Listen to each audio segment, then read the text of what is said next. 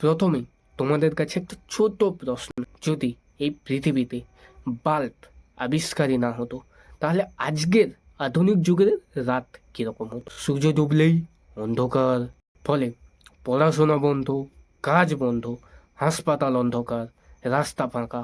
মানুষ ভয় পেত রাতকে, কারণ আলো ছিল না, শুধু ছিল আগুন আর মোমবাতি। ঠিক এই সময় দেবদূতের মতো আবির্ভাব হলেন থমাস এডিসন। তিনি হাজারবার ব্যর্থ হয়েও একটা জিনিস প্রমাণ করলেন, যে রাতেও কাজ করা যায় এবং অন্ধকারকেও হার মানানো যায়। তিনি আবিষ্কার করলেন বাল্ব। এর ফলে মানুষ পেল অতিরিক্ত সময়।